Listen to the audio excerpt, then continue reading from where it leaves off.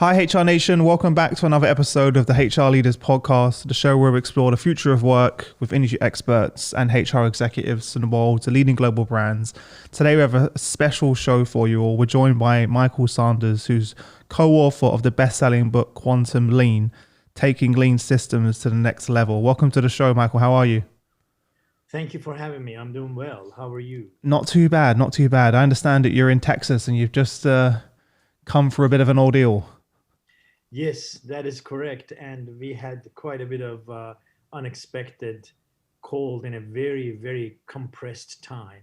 Of course, we had similar thing 10 years ago, but the leadership didn't, I don't believe they learned their lesson. Mm-hmm. So it's been terrible in a way. A lot of families still are out of water and out of electricity. We lost power ourselves for about 34 hours. I was out of water and power as well. But Wow. we are fine in our area right now. We are fine, and many different parts of Texas still suffering. Wow. Well, I'm glad everything's okay. It seems like it's just a constant from our end over in the UK. It seems like looking over in the US is always something, whether it's social unrest or politics or or the current state in Texas. It seems like there's never a break in things happening. Yes, that's correct. I've been in the United States for 38 years, and of course, from my accent, you can tell I wasn't born here. But I've learned quite a bit of nice lessons, and one of them is because of the fact that the United States is so large, so vast. Mm. You can almost resemble it to a kind of a mini Earth. It has from Yeah. desert to canyons to everything you can imagine, and then you have, relatively speaking, very low population, as you know, for the size of the country. So you have quite a bit of different diversities, and then you have subcultures within the entire culture of the United States. So there are desires by different states and subcultures that are not desired by others. So that creates fantastic competitive type of a environment, which allows growth very rapidly in any aspect. But on the other hand, it has its factor, drawbacks, and you have different ideologies or different desires clashing, and some of them survive, some of them prevail based on different huge access to resources, and some don't have access to resources. So those lessons you learn. But overall, this is still a fantastic country. To me, it's the best country on earth for both raising the family as well as growing as an individual and dedicating to the society what you need. There are many limitations here at all. Very open society, very open economically, encouraging the innovation and so on. You go to different countries, there are certain limitations that we don't experience it Mm-hmm. here. And so we are lucky and we're blessed, and we feel very, very good about that. Yeah. It's an interesting point you there. That's the point you just made, is that its biggest strength is also its biggest weakness in some ways. Just give everyone you have quite a fascinating background. Give everyone a brief introduction to your background personally and what led to where we are today, and then we'll jump more into the book. Oh, certainly. I came to the United States in 1984, and it took me roughly about 4.5 years from the day I decided to leave my family until I came to the United States. Because when I left my family, I didn't have any kind of documents, and I went through different countries in Europe. I went through Eastern Bloc countries. I went through Turkey. I went through many different Eastern Bloc countries to try to go to West, and I could not. Every time I tried to cross, I was caught. And at some point in former Yugoslavia, I was caught and brought to Belgrade, and I was put in jail for 3-4 weeks until they wanted to find out who I am. And then I was transported to United Nations camp there. Then finally, I managed to get out of there, and I sneaked to Italy through Trieste, border city. And the way I did that, I got on the train, and it was in the middle of the blizzarded, oh my goodness, winter, and a lot of snow on the ground. And when the border crossing happens between former Yugoslavia and Italy, the train really slows down in a way until they change guards, and then they come on and check your tickets again. They're slowing down. At that slowdown, I was able to jump off and stay under the snow for Wow. many hours. And then later on, I walked to the city to Trieste. I managed to go to Italy, to go to Rome many days later, and Long story short, I went to United States Embassy, and about I would say 2 months later, and I got my approval through World Christian Churches Coalition, and that helps refugees to go to different countries. Oh And wow. I requested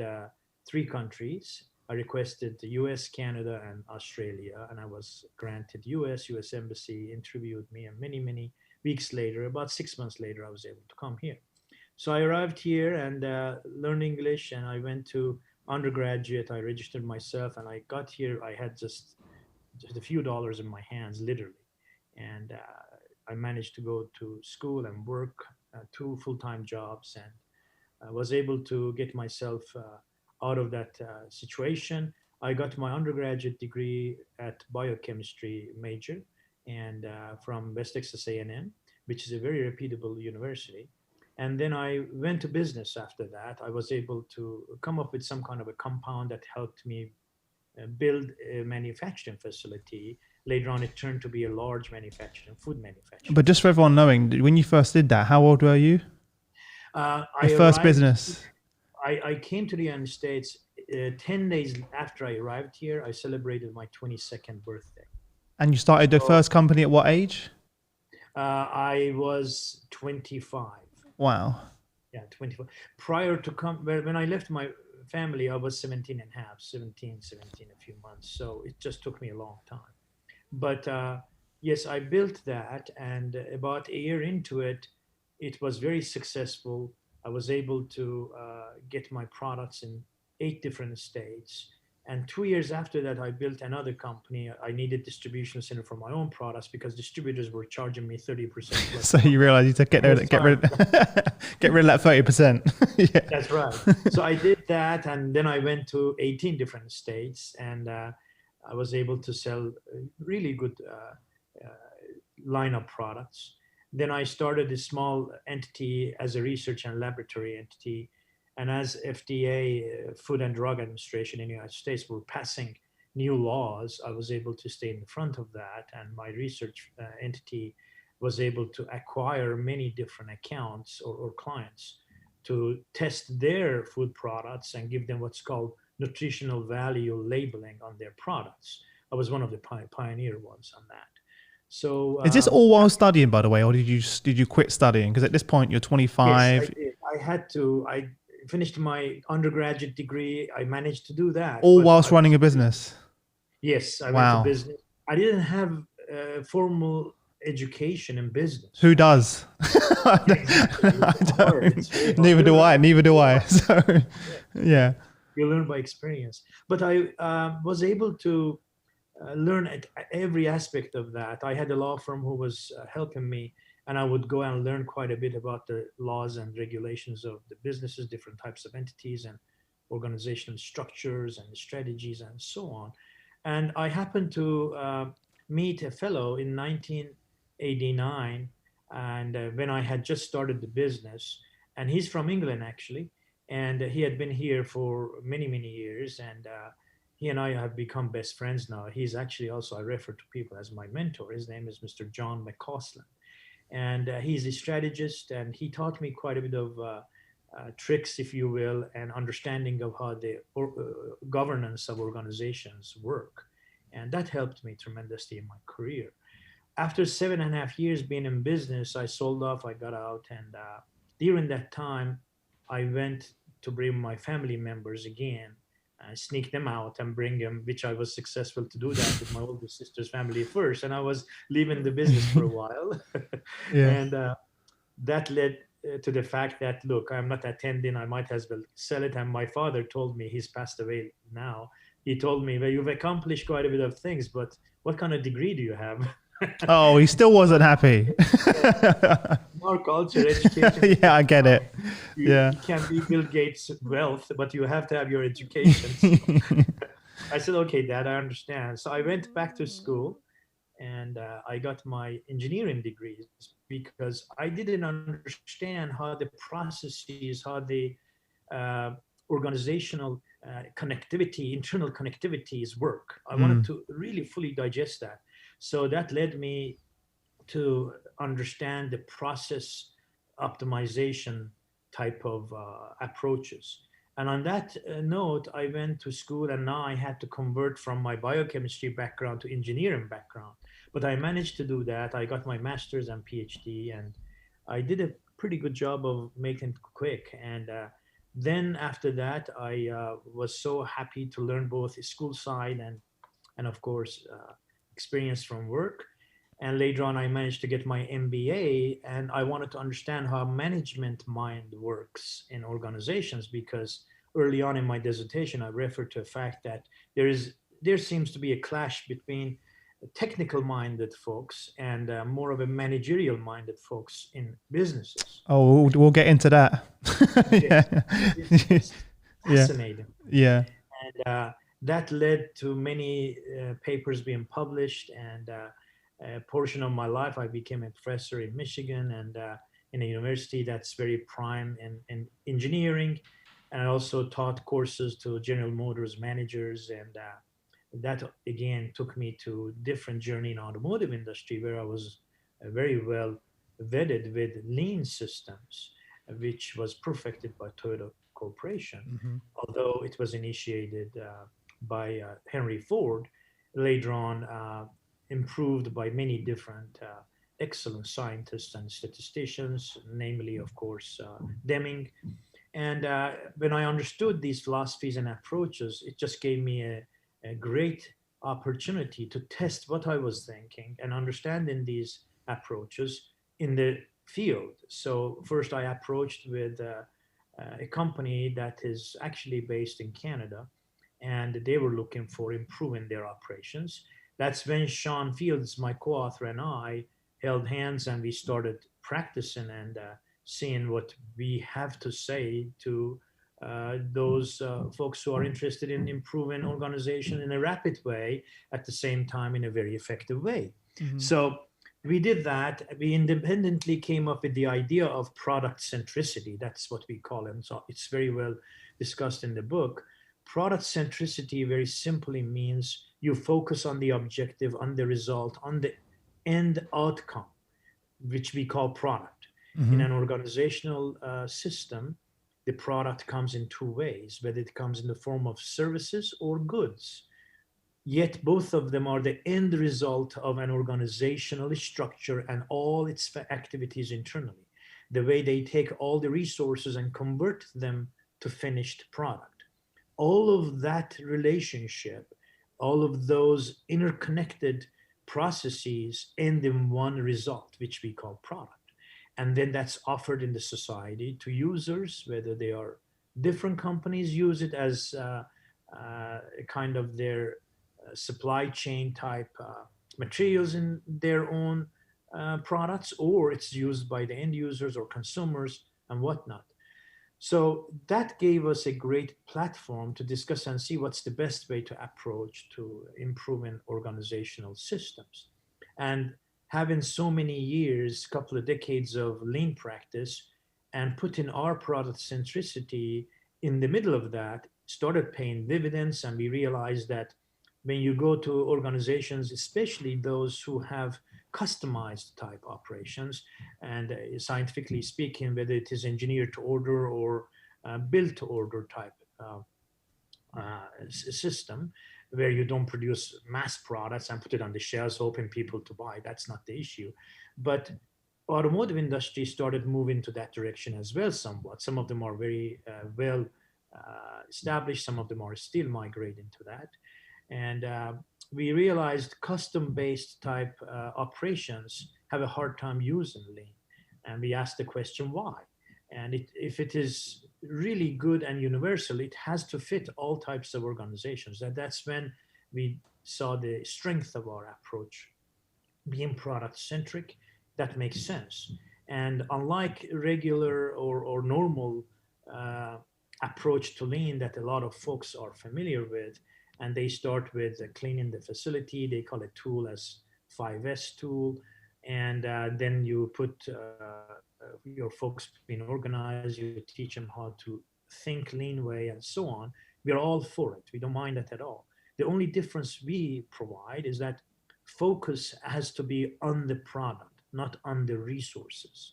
When you focus on the resources, whether that's human resource or materials or power or any kind of money, even money, any type of resource that you must use to complete your product. When you focus on that, we call it resource obsession.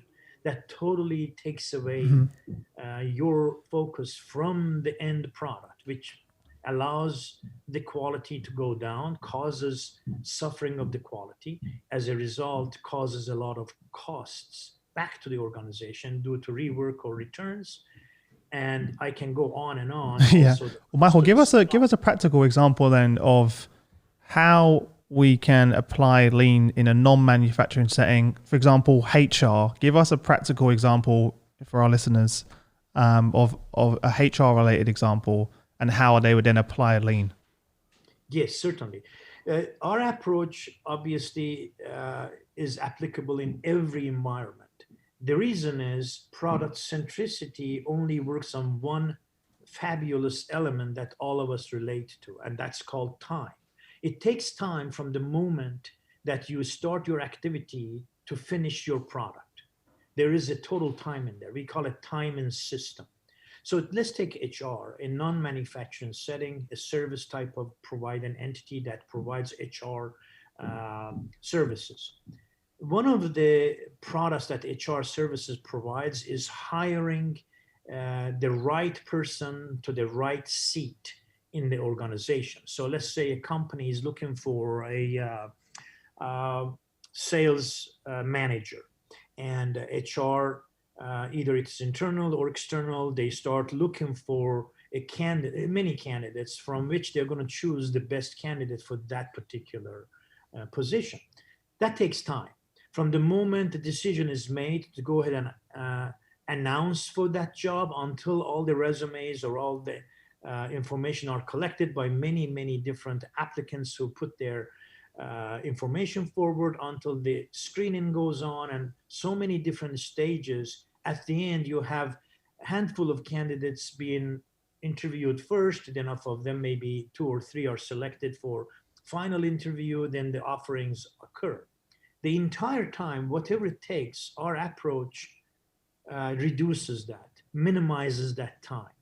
So what happens is, if it normally takes, let's say, 3 months to do that, and let's say after 3 months, you absolutely got the perfect candidate for the job. Let's say you did that, which usually is nearly less than 15%, I guarantee you, at least in the United States. But let's say 100% you got that in 3 months. Our approach reduces it to at least, I would say, 2 months, if not even 1.5 months. We reduce that time, and we also ensure the result is absolutely the most perfect result you can imagine or you can expect. Those are the two things that our approach ensures. We've done this both in HR settings and many different service type activities. How As a how do you do consequence, that? Walk us through it. okay, as a consequence, we've come up with this type of training approach and a kind of a platform. We call it hiring practices. We believe announcement of the position itself, it has to be a screening itself on its own. So you see normally in these announcements, you go to online and check out indeed.com, for instance, look at all those announcements of the jobs. They have the same structure where you have introducing the company, the position requires this type of background, blah, blah, blah, blah. We are looking for a person who has the following characteristics or who offers the following experience background. We are looking for a team player. We are looking for an honest person. Hmm. We are looking for this, this, this. I don't believe in my life where I've been in excess of 50 different countries and I speak many, many languages. I don't believe I've ever seen anyone in my life where I asked, I'm looking for an honest person. Are you honest? And he or she turns around and says, no, I'm not honest. I'm dishonest. Nobody says that. To us, putting on the announcement, we are looking for a team player. Do you think a person who hates teams is going to say, I'm not a team player in the application? At least in the US, we know they don't. So you are inviting everyone under the sun to apply for that position. That's wrong because all it is going to do, it's going to congest you with a lot of screening to do. So it's going to increase your time to try to reach the goal. What we say, don't ask those. That's ridiculous. You ask those when it comes to interview by clever questioning, so you can actually extract the answer without having the person to straightforward to tell you, you know what, I'm not a liar, I'm not a dishonest person, I'm an honest person. Everybody says that. So we say the announcement of the position itself must be the first and utmost important screening process.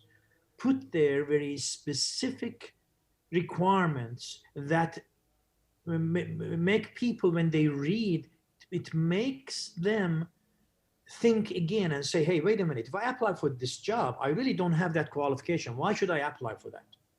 That Yeah. itself is critical. So removing waste from the Yes, from the job advert, start from the very, very beginning. And I That's see the I see your first point, by step. the way, because I think like less is more. It seems that companies are adding more and more and more things in there Yeah, to make it seem very like glossy and exciting and fun.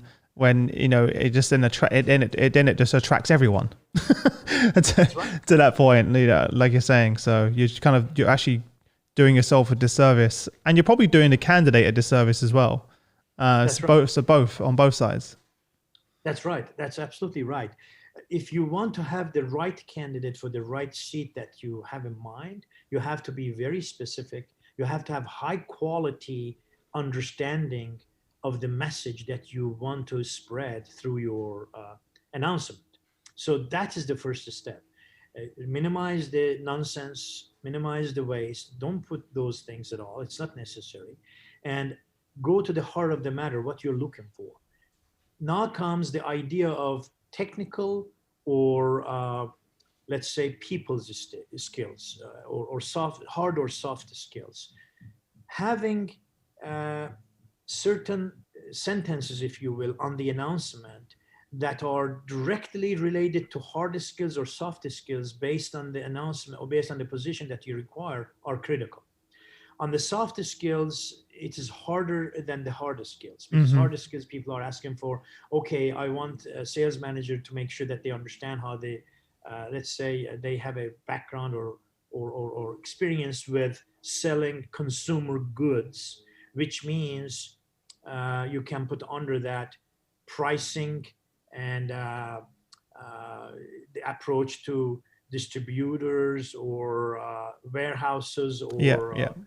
large, let's say, resellers, then consequently ending up selling to the consumer, they understand that a particular process. It's easier to put technical requirements on the announcement than, if you will, soft skills. On the soft skills, how the person relates to a potential buyer as a salesman becomes an issue. What kind of internal approach or what kind of personability that person has, that individual candidate has. How do they relate to a buyer? How do they present themselves? So a lot of HR folks end up, in this case, for sales manager, end up asking, do you have uh, certifications for instance, sales certification? Have you gone through uh, Xerox method? Do you have certification for that? They rely on these certifications, and that's where it becomes more difficult, particularly in the case of relating to our book, Lean. It's become a very, very strong phrase in business world. If we are hiring for people, we want to make sure in every aspect, in every position, they understand Lean. So we ask, do you have any certification in Lean? Do you understand Lean process? We are looking for candidates who have had Lean system understanding and so on. And that becomes difficult because a lot of folks are going to say yes, and their understanding of Lean are very limited, or at least is the same that is ad hoc. And the way How do you describe lean for I someone for the first time, by the way? Because there may be listeners right now that don't understand what lean is. How do you describe that for someone for the first time? I think that's a good point. okay, that's a great point. Thank you for asking. And the Lean definition in our approach is very simple. We talk about a system that makes possible for the product to come out of that system in a high quality and fastest way. Because we believe if the product has high quality and gets out of the system fast, it is going to cost less. So you get all the three. As you know, especially in Western world, we are brought up in a way that in our society we have been taught you cannot have these three, all three of them. You can have two Yeah. at best. Yeah, you're You right. can usually have one. If you want high You have to quality, compromise on something. Yeah. that's right. And High you go quality, for, high cost. that's right. That's right. It's really in a way silly thing, but we've been brought up with that. If you want product to be delivered to you fast, kiss the quality goodbye, and you have to pay more. Yeah, we can bring it to you, but you realize it's going to fall apart after 3 months. You have to buy another one. So these things are incorrect. We need to look into our culture and change our requirements as consumers, as a society. We should say, wait a minute, I have the right to demand all three because all three are connected very directly. And here's the beauty about that. If you achieve all three, as an organization that presents the products to sell, their profit margin dramatically increases. At the same time, they're able to sell it for less. Therefore, the Mm. society enjoys. So everyone It's just benefits. very interesting that as a consumer, I go buy something, I can pay low price for high quality and enjoy it for a long time. Isn't that amazing? Is that one of the reasons why you started the Beehive Fund to help companies do that, which then impacts society, etc.? Kind of what you just mentioned. Exactly. That's one of our objectives at Beehive Fund. We have three pillars of objectives, and that's one of them. And that's one of the most important ones, I would say. And In terms of impacting we want to, society, is that what you meant by the? Yeah. yes, that's Yeah. Yeah. correct. Yeah. We started it with the intention of um, ensuring that our activities, our whole contribution to the society is making, whether it is small communities or at large as a whole country, making those communities enjoy long-lasting, sustainable wealth. One of the way they can do that is to create manufacturing jobs. I emphasize on manufacturing jobs because at least in the United States, one manufacturing job creates the same amount of wealth in the community equal to 4.5 service jobs, which is really critical to understand that. Now it gives a different perspective in your minds, in your audience's minds. Oh, wait a minute, manufacturing has gone to China. What's going on? So if you really think about it, with that going to China, the whole wealth has gone to China. So, and we see this every day. That is one aspect of our focus. We want to make sure that if you're hiring for jobs, whoever comes and gets a position is going to enjoy good income, at the same time opportunity to grow.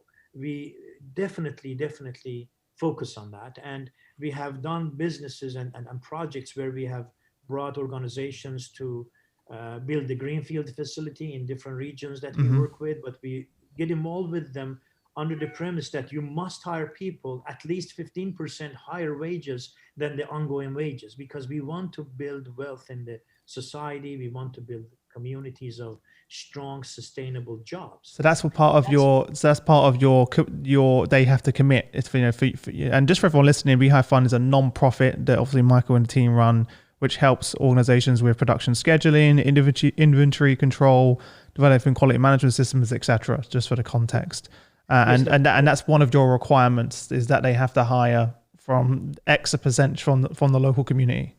yeah. If they want to use our funds and our resources, we offer a lot of free services. If they want to use those, we have requirements, and one of them is when you hire for people, don't shoot for minimum wage. We Mm. don't like that. Yeah. By the way, we went a bit off topic, so I want to kind of reel back to the HR side as well. And where did we we were talking about hard and soft skills, the difficulty there, and then we kind of went a bit off topic. Let's move back there if that's okay with you. Yes, sorry about that. So what's the next step then? Next step would be once you have the announcement clearly leaned out. Next step would be preparing for screening and preparing the top candidates for interview and so on. So our approach is take top 5 to 7 applicants and don't trust these companies online who say we have the best system to match the resumes to your requirements. That's all nonsense. That's Yeah. all the matter of money you spend for nothing. And I'm very, very strong in this opinion. Companies like Indeed, all they do, they word match. They have no clue. Yes, it's sentiment analysis. That's it, basically. There is no analysis really going on. It's the matter of database and word match. That's Yeah, all. yeah, yes. I mean, yeah, yeah. Oh, sorry, not even sentiment analysis, just word match. Yeah, you're right. That's right. So, That's right. To me, yeah. analysis, you have to have a statistical. Yes, true. It's not even that advanced. So yeah, And none of that goes on. So yeah. this is just to me, it's brilliant in a way. That industry has started, and they are really attracting a lot of people. The reason HR folks go there, I firsthand have experienced this, because they get overwhelmed with these applications. They can't really Manually go through it. Yeah. Yeah, the time is so long. So they say, okay, let's rely on them. They do it fast, and that's really what's happening. But in this case, take the top 5 to 7, then look at them from the standpoint of what they claim. We have had candidates in that list of 5 and 7 who have said, yes, I do have this background. For instance, let's say lean.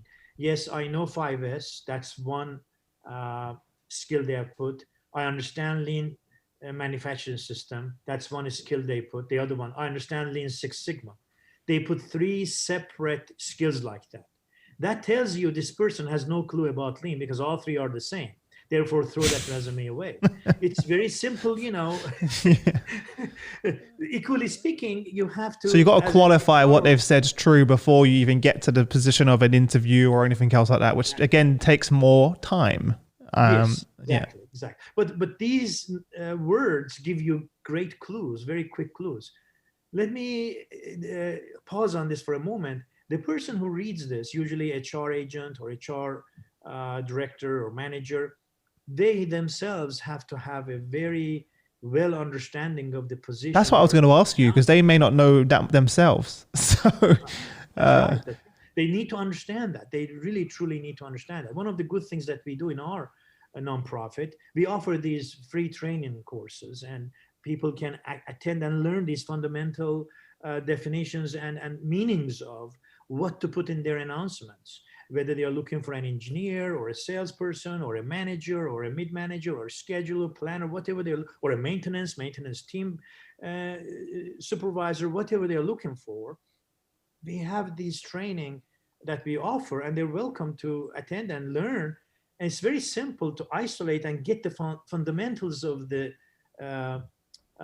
terminologies, and then you can actually relate to them. And when you interview them, actually you can have intelligent questions asked. But I don't want to go too far to the details of the process, but I want to make 2 important points.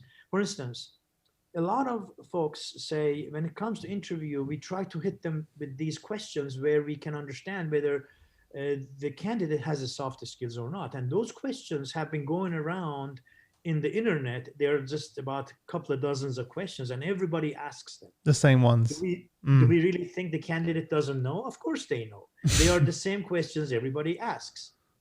I had this project with one of the large companies that is related to wind turbine. They are one of the largest companies in the US, and they're publicly held.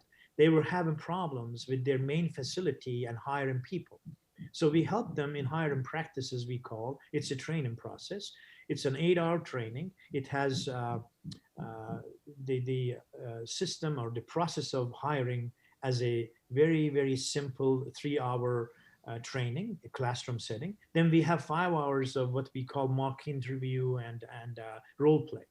So what we did, we said, okay, here's what you need to do. The candidate comes to you, depending on the level being supervisory or management, mid-manager or top manager. If you're going to go to these levels, discounting the operator, if you will, assembly workers or shop floor or office workers. Let's talk about supervisors, team lead supervisors, mid-managers and top managers. If you're hiring for that, One of the best things I have come up with and we give them is this. We give them a two or three receipts. You know, you go to store, you buy some products. Let's say you go to Walmart and you buy some merchandise, you come back, you have a receipt. Yeah. We give him that receipt. We give him a receipt from a fuel place. You go put fuel in your car, you get a receipt. We give him that. We give him another receipt, let's say, for instance, from Macy's. And I give him the candidate and I say, what do you think of these? Can you do anything different? Often many candidates freeze. What are you talking about? They're pretty good. But there are rare candidates that come and give you a very descriptive answer. And I've had this literally happen to me. I was hiring for a position when I was the CEO of this fuel cell company. And I was looking for a position, which was a mid-manager position. And I gave that candidate two receipts. I said, what do you think of these? He came back with 3 pages of written, which I require. By the way, you require a written answer. Nowadays, people don't do that. When you interview for soft skills, you must require written answers with pen, not typed. Give him time. And if you think 15 minutes enough, give him 20 minutes. Make sure they write with hand and they bring it, because the idea of writing with hand is twofold. Number one, how well they organize their answer and how many times they scratch off and they write it again. That gives you the thinking pattern. That gives you an idea of whether they are systems thinkers or analytical thinkers or so on. You need to get this. Anyway, the answer becomes also important because this fellow wrote to me and said, why one of the receipts has the date and the time at the bottom, the other one is at the top? Why the date is separated from the time? Why the tax portion is separated in this side and that? I mean, just beautifully analyzed it. Now you know you have a candidate who thinks analytically. You have a candidate who looks for standard. And standard is what you're looking for. You want to have a standardization in your company, because if you go all over the place and it becomes more of a non-standard, meaning variations is everywhere. Where you get this exact where you get waste and lose time. Increases, quality suffers, the time expands. So you look into these kinds of very simple way of. Could you do that in any setting? Could it be like a sales role or any role, any type of role? Any role we define this way: any role who is going to have constituents to lead. Whether they are team leads of 4 people or a manager who looks for 200 people. All of those positions must be interviewed very carefully. I ask them, when you go to school, have you had kids? Yes. Did you take them to school in the US? This is very common. We drive our kids to school. Okay. Do you take a specific route or route? Yes, we do. Why? Because to me, that's the quickest way to go. From my house to that school is the shortest distance. Okay, one day you're taking your kids and you see one light and suddenly that's really congested. That's the shortest distance you take. What are you going to do? Are you going to take different route or you're going to wait? Many of the people say, no, I'm going to wait because if I go different route, that's going to be longer distance. I'm going to waste time. They don't realize that's not wasting time, because often what happens, our mentality thinks 2 dimensions. Okay, from point A to point B, shortest distance, meaning in length. We are not talking about fastest. That's where it changes the whole dynamics. If you wait there because there is a traffic jam for 30 minutes, because you have, let's say, half a mile to go to your destination, versus taking 3 miles and get into your destinations in 20 minutes, which one will you take? 9 out of 10 is going to say, I'm going to take this one, the long distance. What happened now? That short distance was out of the window, right? So the idea of making it quick and less time is, I would say, in our DNA, because by nature, we are counting, and subconsciously we are counting at some point we are going to die. And we have limited life, limited time. The less time we waste, the better it is for us. We have to bring that to actual practice in our jobs. The less time you spend on anything to achieve the best result is the definition of lean. I'm conscious of time, so I want to just ask a few more questions, Michael. What advice would you give to HR leaders or who want to present this perhaps to their leadership team and implement lean into their processes, but perhaps their leadership team don't have experience, so that can be quite difficult to get the buy-in. What advice would you give to them? Boy, we've had our fair share of that. That's why I ask. Yeah. You have even leadership comes and attends our introductory 4-hour. We have a simulation course. We simulate their operations with Legos. We tell them this is what's going on. They see it literally. They love it. They almost kiss us. They love it so much. 2 weeks later, they have forgotten. So we have those. Yes, I understand. First, I would give you this step-by-step approach. Number one, please make sure that you really understand what true lean is all about. I know I'm promoting the book, but you don't have to worry about it. You can reach out to us. We are more than happy to provide you free information. The book will be a great starting point. And if you like to call us, no issue. This is first. You need to understand what lean is all about.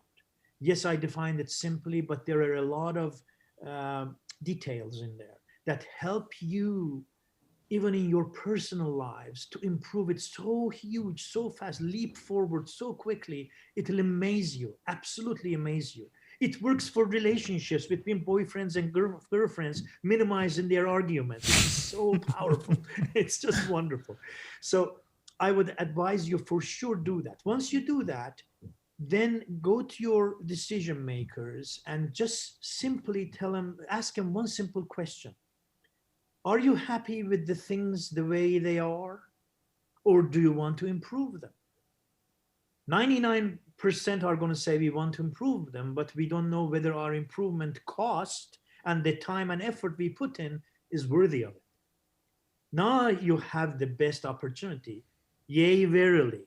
I personally guarantee you, you will say yes to that, because no matter what settings, just like we approach to companies, any company we approach to, whatever they have, even Toyota today that claims to be the best lean run organization, we approach to them minimum 10%, guarantee you we can improve them.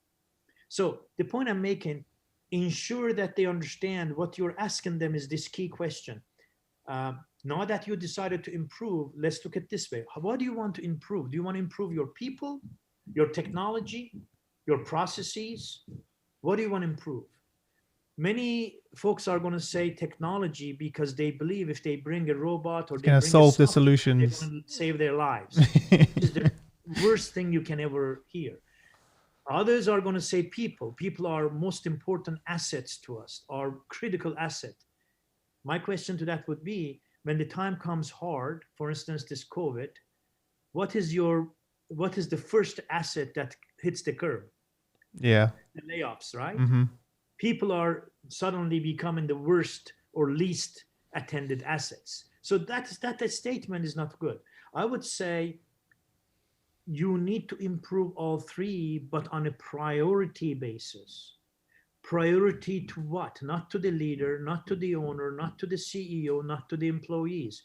Priority to the product. Because CEOs, facility, power that you use in there, water that you drink in there, the discussions that you have with your coworkers, the salary you get paid for, all of them are possible because of the product. If the product is not there, none of these exists. So the only way you can improve an organization is to improve the product. I don't mean the design or its characteristics of quality or its reliability alone. I'm talking about simple thing. The only way an organization can show truly they improve themselves is when they have reduced the time of the product from the moment they started making it until it is completed. If you reduce that time by 1 minute, the consequences are fabulous. Thousands of dollars savings, thousands of dollars in improvement. If that time for you takes 8 hours, you reduce it by 1 hour, you literally have made your profit margin to go up at least 3 points. So here's when it becomes music to the leadership ear. Wait a minute. There is a direct relationship between products, time, and system and my profitability, where my incentives and my bonuses are tied into. Now I have to listen to this. Then they go to the next step of committing. They have to commit. You want commitment. You don't want support. A lot of leaders and managers say, oh, I support it. I support it. No, Yeah, no, no. there's a That's difference. ridiculous. And what you need to say, my good friend taught me this, what you need to say to those folks at breakfast, chicken is supporting, but the pig is committed. We're talking eggs and bacon. Pig is the only one that's committed. Chicken is subordinate. The point I'm making, you want commitment. So I've told CEOs, do you want to be a pig or do you want to be a chicken? Literally, like, and they laugh about it, but they understand. So I can imagine some people listening right now going, I'm not saying that. They'll find another way. I'm sure they get the point. So yeah. But after that, you start very simple fundamental training, and then you follow a recipe, which is a simple recipe to follow. You will not become a master chef worldwide to go compete in Iron Chef show, but you will become a chef that your products and your food will be very well enjoyed by your people.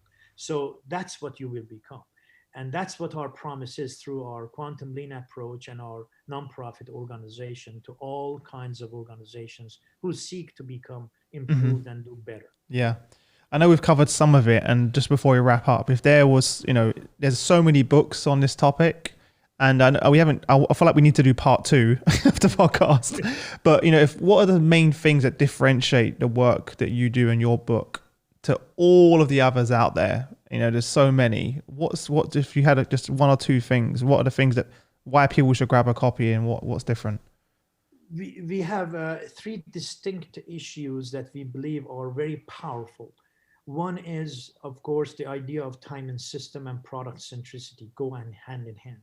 The other one is our approach is very easily implementable.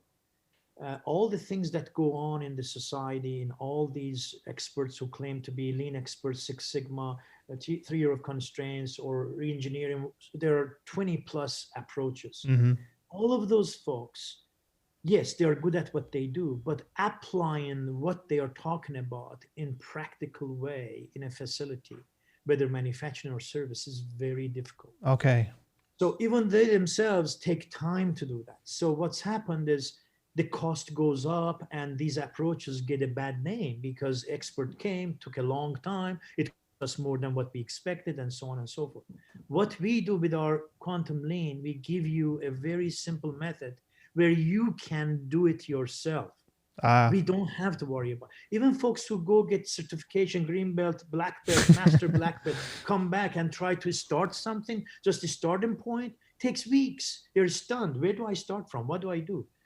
Our approach is very simple. You find where to start from literally in less than an hour. And you don't have to be expert. You can give it to your own supervisor and say, follow this recipe. They'll know what to do. That's the second piece. Third piece is also equally important. And it's the idea of how do we really ensure that the company is going to become more profitable? Because after all, a lot of folks look at company success through profits, which is wrong. But yes, there is a direct relationship.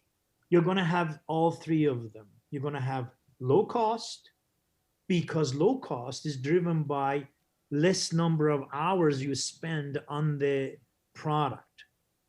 If your time is reduced, your cost is low. If your quality is high, your cost is low. People need to understand this. High quality product costs less. Low quality product costs more for manufacturer as well. Why? Because if the quality is not met in the first run, that means there is going to be a rework.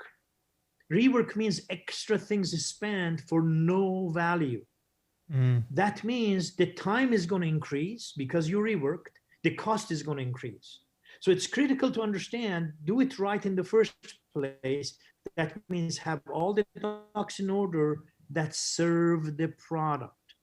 Don't be obsessed with resources.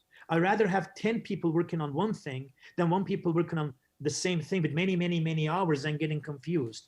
People is not important. What is important is how long does it take for the part to go out of that particular step. If 10 people take 1 hour each, that's 10 hours. If one person takes 2 days, the product stays there for 2 days. Product is now in delay mode. Don't let the product to be delayed. So those three things are critical. Make sure you understand you can have all three: high quality, faster, and low cost. Amazing. Well, there's so much.